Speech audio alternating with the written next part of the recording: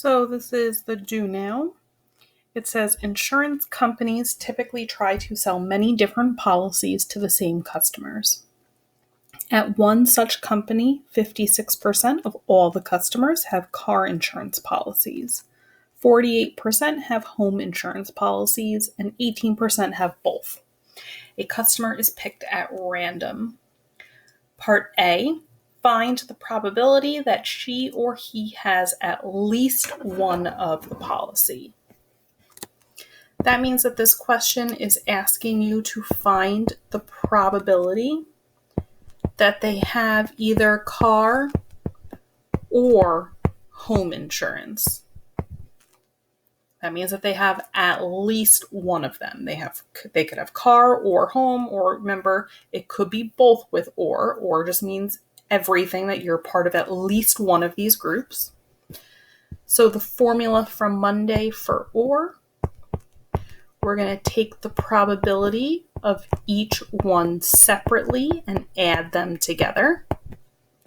But then from that, we are going to subtract off their intersection. Because remember, some people could have car and home. They could have both, and that means they just got added in twice. They got added in once with the car group, and they got added in a second time with the home group. Okay, so the probability of car was 56%. The probability of home was 48%. And I'm going to subtract off of that the probability that they have both, which was 18%. So adding that together and subtracting, you should get 86%. Part B, find the probability that she or he has neither of the policies. Well, if you think about it, they either have at least one of them or they don't have one of them. Between these two, parts A and B, they should add up to 100%. Everyone either has at least one or they do not have one. So because 86% had at least one, I can subtract that from 100%. And we see that 14% of people would have neither then. So 86% have at least one, whereas the other 14% means it doesn't, that they do not have one at all. All right, so here's the lesson. This first question, this is just a review, although we're going to practice filling in a Venn diagram based off of information given. So it says in a class of 28 students, 14 have a cat and 13 have a dog. There are 9 students who have both a cat and a dog. So we're going to fill in the Venn diagram. So remember the way the Venn diagram works. This circle over here on the left, anything that goes inside this circle means that they are cat owners. Whereas this circle over here on the right, anything that falls into that purple circle means that they have a dog. Now notice there is a spot in the middle that is inside both the blue cat circle and the purple dog circle. That would be for the people that can fit into both categories. And then outside is a nice big rectangle. Remember, this is for the people that don't fit into either category, but they are still part of the sample space because they are still part of the class of students. Now, here's where things can get a little confusing. They're saying that 14 have a cat. Now, unfortunately, that does not mean that a 14 goes right here in the circle. Because unfortunately, I do have part of the circle right here. So that 14 just means that the entire cat circle adds up to 14. Same thing with my dog people. 13 have a dog, but they're not telling me the breakdown of those 13. They're not saying if it's 13 have only a dog, Maybe these 13, some of them have just a dog, but some of them have a cat and a dog. I don't know the breakdown of these students. What we do know, though, is 9 students have both a cat and a dog. Well, if I know that 9 definitely have both, it means 9 students fit in the intersection. So now going back to my cat people, total of 14 students had cats. 9 of them are already taken care of in the intersection. So 14 minus 9 means that 5 students are left for the cats that are not part of the dogs. So you see how these 2 numbers here that I now have enclosed in the blue circle, the 5 and 9, add up to my total of 14 for my cats. We could do something similar for the dogs. There's a total of 13. 9 of them are already sitting in the intersection piece, which means 13 minus 9. 4 of them are left for just the dog part. Now, adding that together, 5 plus 9 plus 4, we get 18. So far, there's a total of 18 students that were placed into the circles. But this class had 28 students.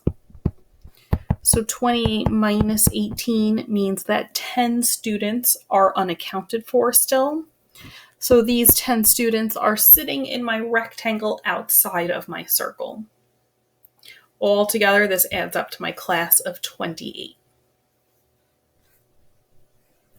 So part A, what is the probability that a student chosen randomly from the class has a cat?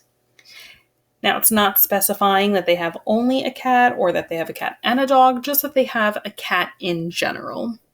And 14 out of the 28 students had a cat in general. Now, remember I said that probability, you can leave it like this. If you want to simplify, you can. That would be 1/2 or 0.5, but you don't have to. Normally, I do not simplify, but like I said, if you want to, you can. Part B, what is the probability that a student has both a cat and a dog? Remember, this is called the intersection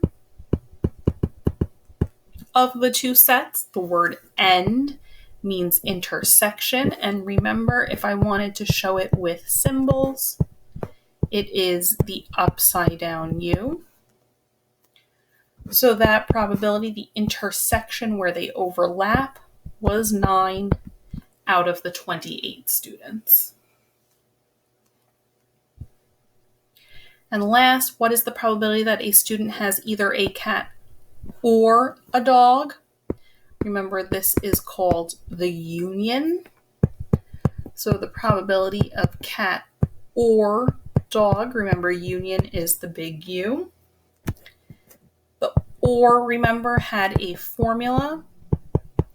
You're going to take the 2 separately, add them together, but then subtract off their intersection. Because remember, some people are going to be part of both groups. So the probability of just a cat, that was part A, 14 out of 28, plus the probability of just dog. That one we did not do yet, but it should be easy to find. 13 students have a dog out of the 28 students. But we're going to subtract off the 9 out of 28 students that had both a cat and a dog because they just got accounted for twice. So adding and subtracting, you should get 18 over 28. Or if you did it on your calculator, you would have had 9 over 14. So that was from Monday. So now we're going to do something called conditional probability. The symbol for conditional probability is this nice long straight vertical line. This means conditional probability, and the formula for it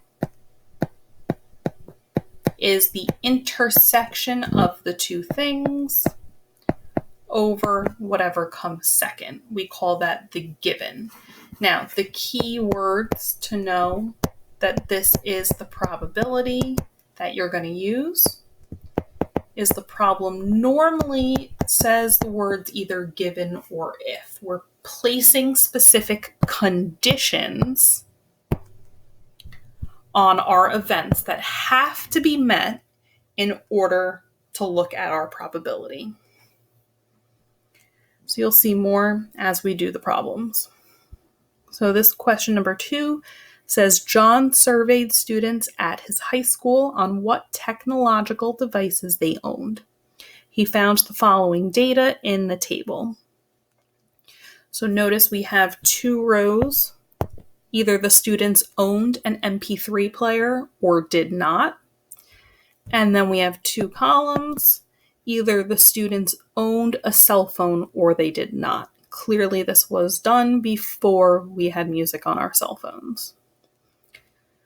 So it says, given the data in this table, find each of the following conditional probabilities. So part A, we want the probability that a randomly chosen person owns a cell phone given that she or he owns an MP3 player. So again, the word given, that's our key word that we're doing this conditional probability. So we want, notice the notation, we want the probability that they have a cell phone. However, my condition, they need to own an MP3 player. If they do not own an MP3 player, it does not matter to me whether or not they have a cell phone. That is what this question is saying. So my condition is that they have to have the MP3 player. So notice I am highlighting that row in the table. This is the only row I care about for this question right now. I don't care about the rest of the table. My condition was that they had to own the MP3 player. So the formula, although you should be able to do it without the formula at this point, the formula is that we go with their intersection and divide it by their condition, the part that comes second.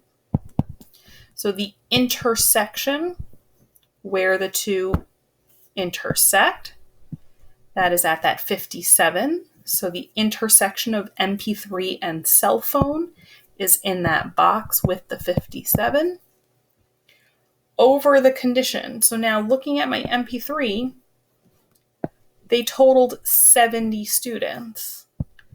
That is my total that goes on the bottom. We're no longer going to use the really big total for these questions. Conditional probability, we're narrowing down the pool of people that we're looking at. So next question. We want the probability that a randomly chosen person owns an MP3 player.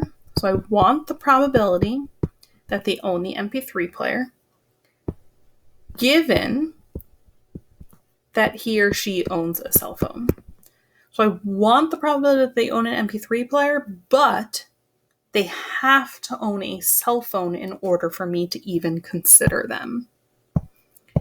So this time, if my condition is that they have to own a cell phone, it means I am looking only at my cell phone people. So we are technically just cutting out the rest of the table.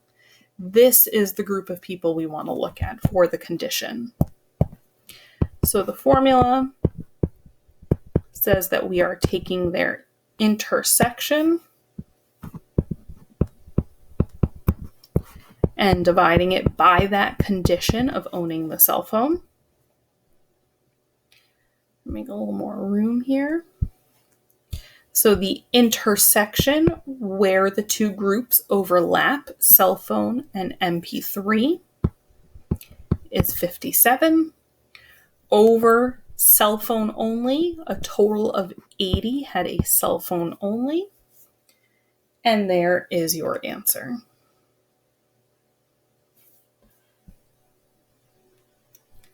Part C, using the information from the table, complete the following Venn diagram. So in that center, the overlap, that is my overlap of 57. Then the rest of my cell phone circle, these are the people that have the cell phone but do not fit in the MP3. So cell phone but no MP3 is 23 people. Then the other side of MP3, these are the people that fit with an MP3. They have the MP3, but they do not have the cell phones. They're not part of the cell phone circle. So that would be 13 students. But remember, we do still have these 9 students who don't have either. So they don't belong in any circle, but they do still get included in the rectangle. So what connection do you notice between the numbers in the Venn diagram and the conditional probabilities calculated above? So if we look at those two answers, A was 57 over 70, B was 57 over 80, we should notice that both numerators, regardless of numerators, helps if I can spell, both numerators are the intersection or the overlap.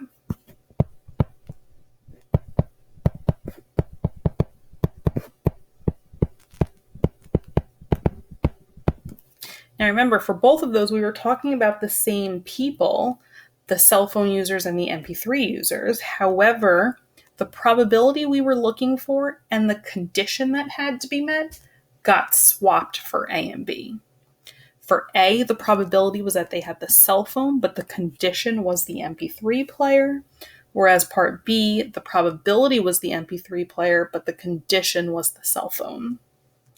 Regardless of the order that they went in, the numerator stayed the same both times. The numerator was that intersection piece for the two. The denominator did change, so that does change the overall answer, so just keep that in mind. The order does matter. Whatever comes after the word given is what comes after that line that you draw, which ends up being your denominator. So the order does matter here, but both numerators are that intersection.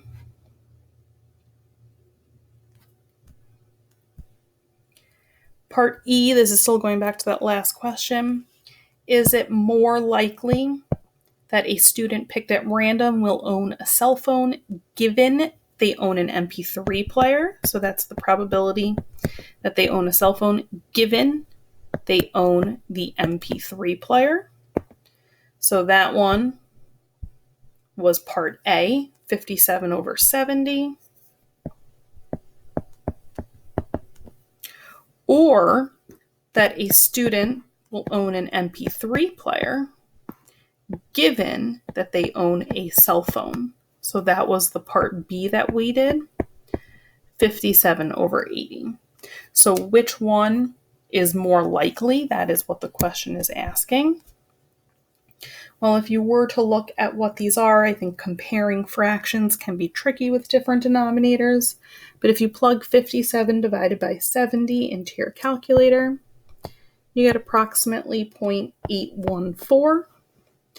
And 57 divided by 80 is 0.7125. So because the 0.814 is bigger, it's greater than the 0.7125, it means it is more likely that they own a cell phone given they own an MP3 player. So the one that is more likely is the one with the greater probability, which will be the one that is closer to 1. Okay, question 3. A survey was taken to examine the relationship between hair color and eye color.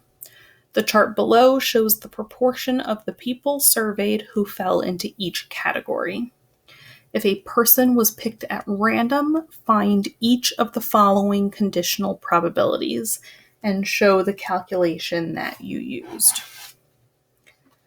So part A, find the probability the person picked had brown eyes if, remember that's our second keyword that tells us conditional probability, they had blonde hair. So for this question, we want the probability of brown eyes, but my condition, the person has to have blonde hair for me to consider them. So we're only looking at our blonde hair people. Everyone else in the table is being ignored.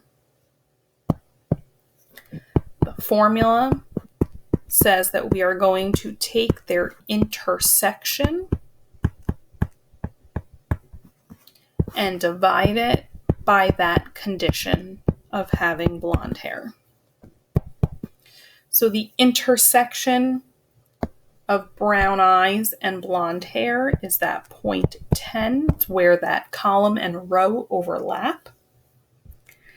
Over the condition of having blonde hair, so just in general having blonde hair, that's the total of blonde, is 0.35. So we can leave our answer like this, or take out the decimals, make it 10 over 35.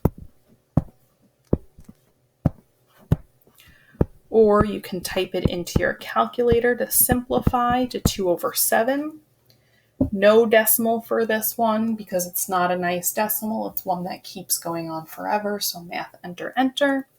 And any of those would be your final answer. Okay, so part B. Find the probability that a person had red hair if, there's my key word that tells me I'm doing this conditional probability, if they had green eyes. So again, my condition is that the person has to have green eyes. If they do not have green eyes and they are not in this row of green-eyed people, I don't care about them. So I can ignore all the other numbers in the table. The formula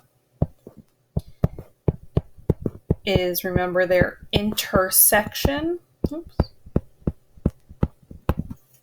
divided by this condition.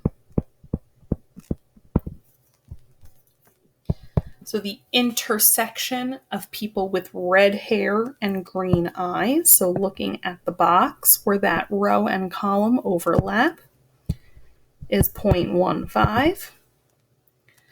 Over the total of the condition, so just the total of green eyes, is 0.25. You can leave it like that, or you can take out the decimals like before, 15 over 25. Or you can simplify that fraction to 3/5. Or this one, the decimal does work. That is a nice decimal, just 0.6. So let me know if you have any questions on this lesson. Leave me a message on Google Classroom or send me an email and I'll be happy to help.